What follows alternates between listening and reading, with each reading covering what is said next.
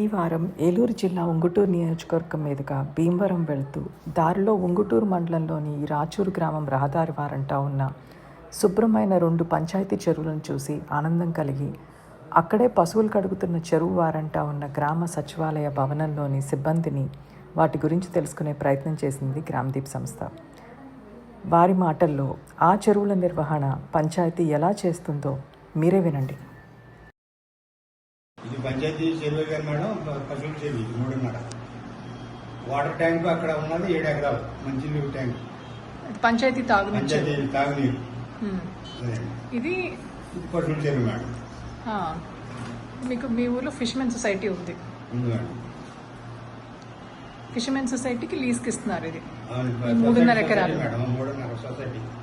So వాళ్ళు ఏ విధంగా ఇందులో చేపలు వేసి పెంచి జీవనోపాధి? 4 అంగుళాలు 3 అంగుళాలు 4 అంగుళాలు అలాగా శీలావతి కట్ల వేసుకుని 6 నెలలకోసారి దాన్ని తీసి ఇంకోటికి వేరే వాళ్ళకి అమ్ముకుంటారు. అది తీసినప్పుడు నీళ్ళని తీసేస్తారు, చెరువు తీసేస్తారు మేడం. నీళ్ళు తీయరు కదా. అదే అంటే చాలా పంచాయతీలో చూస్తాము, వాళ్ళు చేపలు పట్టుకోవడానికని మొత్తం ఉన్న నీళ్ళని బయటకు వదిలేసి ఫంగస్లు అలాంటివి వేస్తారా?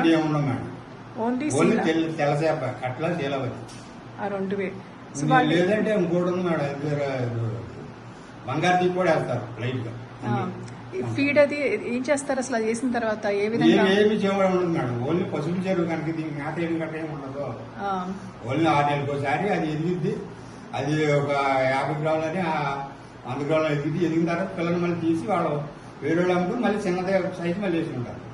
నీళ్లు తీయటం కానీ ఫీడ్ వేయటం కానీ అసలు ఏం రసాయనాలు కానీ వేసి వదిలేసి 6 నెలలు పట్టుకుంటారు. ఎలాంటి కాలుష్యం లేదు. జరిగా మేడం అది తీసి నీళ్ళు అడుగు అడుగుతాడుతాం కానీ మ్యాథ్లెటింగ్ అని అయితే ఊరుకోరు మేడం, జనం ఊరుకోరు ఇక్కడ. ఓకే, గ్రామంలో జనం ఊరుకోరు మేడం. మ్యాథ్లెట్ వద్దే అవి చేపలు అడ్లలో అనేక రకాలుగా ఉంటే వేసి దోళ్ళ గడ పుడతాయి. పాడిగేదో ఉంటాయి కదా, రొమ్ములు కొరకమైన అవన్నీ జరుగుతూ ఉంటాయి. ఎందుకని అటువంటి ఏం అవసరంగా రోజువారీ అవసరాలు కూడా తీసుకెళ్తారు మేడం. రోజువారికి ఇంట్లోకి అలా బిందెల్లో తీసుకెళ్తాం అని చేస్తారా? వాటర్ బయటనే పట్టుకెళ్తారు మేడం, ఎవరు కూడా అందులో వాటర్ పట్టుకెళ్తారు. పశువులకి ప్రత్యేక. ఓకే, అది ఇంతలా మెయింటైన్ చేస్తున్నారా మీరు? చూసాను 2 చెరువులు కూడా అసలు ఎలాంటి చెత్త చెదారం లేదు. ఏముండదు మేడం. ఎప్పుడు అంటే మీకు తూడు ఎప్పుడు తీసేస్తారు మేడం.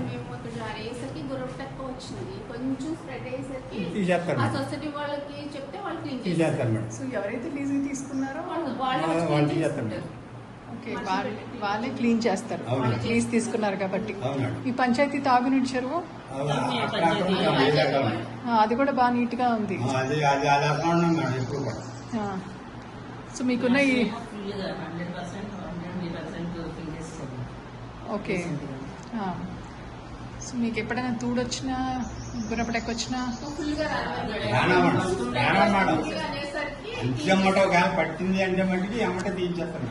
ఓకే, మీకు పాపులేషన్ ఎంతండి ఇక్కడ? ఓకే, సో ఈ 2 చెరువులు ఉన్నాయి మీకు? 2 చెరువులు. ఎంత కడతారండి 3.5 ఎకరాలకి? మీకు 3 సంవత్సరాలకి లీజ్ తీసుకుంటారా? కానీ వాళ్ళు న్యాచురల్ గా పెరిగినవే కాబట్టి అంత ఎక్కువేమి ఉండదు. ఎంత? 20,000 సంవత్సరానికండి? సంవత్సరానికి అంటే 3 ఏళ్ళకి 60,000, 3.5 ఎకరాల మీద.